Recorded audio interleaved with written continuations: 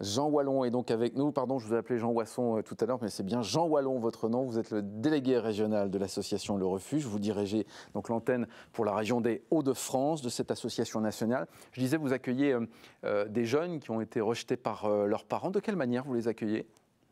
Alors nous mettons à leur disposition des appartements relais pour que ces jeunes qui sont dans une extrême précarité et qui pour la plupart ont connu la rue, les squats, puissent avoir déjà un toit où dormir et un environnement sécurisant. C'est vraiment la première de nos actions. C'est l'idée de se reconstruire quelque part? C'est déjà dans un premier temps l'idée de poser ses valises, de se sentir en sécurité, comme je disais, dans un environnement bienveillant. C'est déjà la première chose. Et ensuite, la reconstruction, elle peut être plus ou moins longue en fonction des traumatismes qui ont été subis, parce que le rejet est souvent précédé d'une maltraitance plus ou moins intense. Psychologique ou parfois physique? Ah, c'est les deux. C'est les deux.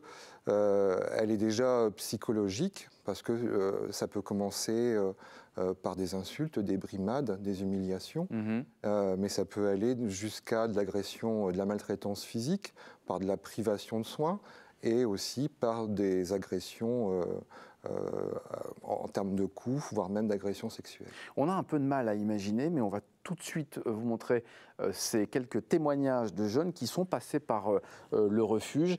Et ce que vous allez entendre est assez édifiant. On m'a kidnappé, on m'a séquestré, je me suis pris des bombes lacrymogènes. Il m'a pris par le cou, il m'a mis dehors, il neigeait, j'avais pas de manteau, j'avais rien. Elle m'a dit oui, je veux plus te voir, de toute façon, j'arrive même plus à regarder les photos de toi quand tu étais petite. J'essayais de les convaincre que c'était parce que j'étais gay que tout ce qui s'était passé avant, il fallait que ça s'efface, que pour moi c'était ma famille et que ils pouvaient pas me laisser tomber comme ça. Jamais ils ont voulu entendre. Enfin voilà, en gros, c'était comme si j'étais presque morte pour elle. Ils ont déjà eu du mal à accepter que je sois gay. Et quand après j'ai voulu devenir une fille, là, ça a été la débandade en fait. J'avais pas le droit de manger avec ma famille, j'avais pas le droit de prendre ma douche, j'avais pas le droit de laver mes affaires non plus. Ils auraient largement préféré un enfant normal.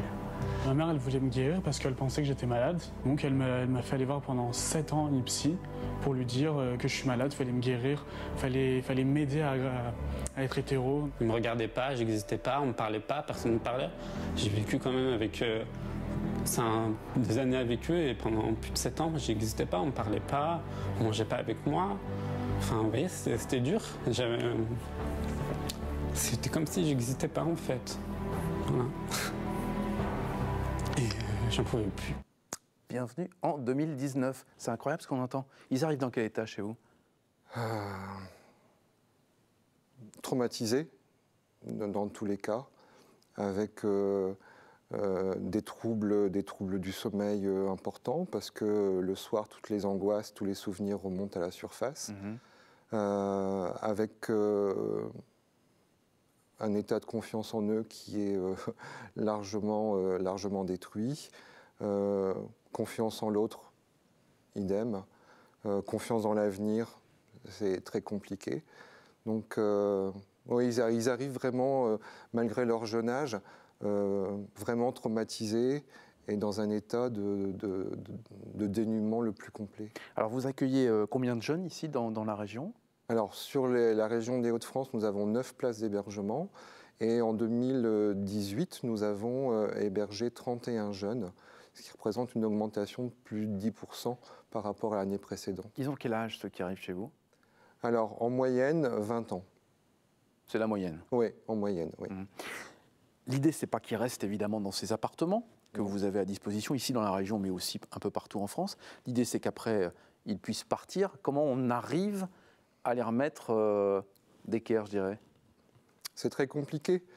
Compte tenu de tout ce que je viens d'exprimer sur les traumatismes vécus et sur leur état psychologique, la reconstruction va prendre forcément beaucoup de temps et parfois même, je pense qu'une vie n'y suffira pas. Mais dans tous les cas, on essaye de leur redonner un petit peu de confiance en eux et d'essayer de les aider à aller rechercher le reste de ressources qu'ils ont en eux pour continuer à aller de l'avant et pour reprendre goût à la vie et espoir dans le futur. Vous avez des bonnes nouvelles pour certains jeunes qui sont passés chez vous? Oui, heureusement. Heureusement. De façon très anecdotique, il y a des jeunes qui repartent dans leur famille. Donc ça arrive. Oui, ça arrive. Malgré tout ça, ça arrive. Rare, oui, c'est rare, mais il y a des parents qui finalement, avec la distance géographique, la distance émotionnelle, réussissent à se rendre compte de l'erreur et du mal qu'ils ont fait à leur enfant. Et parfois, donc, le lien se retisse. Mais voilà, après, nous avons des jeunes qui, grâce à l'aide qu'on peut leur apporter, trouvent un emploi ou une formation rémunérée, ce qui leur permet d'accéder à un mode de logement un peu plus autonome et à se réinsérer au niveau socio-professionnel. Je le disais tout à l'heure, malgré le fait que 2 hommes ou 2 femmes puissent se marier aujourd'hui, on a un peu ce sentiment que, voilà, cette homophobie latente revient. Vous le sentez, ça, vous le constatez? Oui, oui, tout à fait. Et il n'y a qu'à regarder l'actualité des derniers mois de l'année 2018 pour constater le nombre effroyable d'agressions homophobes qui ont traversé l'ensemble du pays et des agressions de plus en plus violentes. On n'est plus sur un simple tag ou un simple éraillement de la voiture, on est vraiment sur de l'agression physique qui est destinée à faire mal, voire même à tuer. Et cette vague d'agressions homophobes violentes a traversé l'ensemble du pays et n'a pas épargné l'île. Aujourd'hui, vous avez besoin de quoi? Alors, forcément, nous avons besoin d'argent, puisque nous sommes locataires des appartements relais où nous hébergeons les jeunes. Nous avons une salariée qui est travailleuse sociale et qui, au quotidien, accompagne ces jeunes dans leurs démarches administratives et de réinsertion sociale. Et nous sommes financés à 75% par les dons des particuliers. Donc effectivement, ça c'est le premier besoin. Et ce dont nous avons besoin aussi, c'est de nous faire connaître pour que l'ensemble des jeunes qui ont besoin de nous et qui se trouvent dans les secteurs les plus reculés, dans les zones rurales, dans les quartiers, aient connaissance de notre présence et de nos activités. Alors regardez bien le numéro qui s'affiche sur votre écran, c'est le 06 31 59 69 50. C'est un numéro d'urgence. Ça veut dire que certains jeunes qui nous regardent peuvent peut-être vous appeler. C'est un numéro d'accueil où vous allez accueillir le jeune. C'est un numéro qui est disponible 24 heures sur 24, 7 jours sur 7, et donc où le jeune qui se retrouve à la rue ou qui a le sentiment de devoir fuir son environnement familial qui devient toxique va pouvoir nous contacter pour que nous puissions voir de quelle façon nous pouvons l'aider. Aujourd'hui, l'urgence, elle est là pour beaucoup de jeunes. L'urgence, oui, elle est de ne pas se laisser détruire, de ne pas... La plupart des jeunes qu'on accueille au refuge ont tenté au moins une fois de se suicider.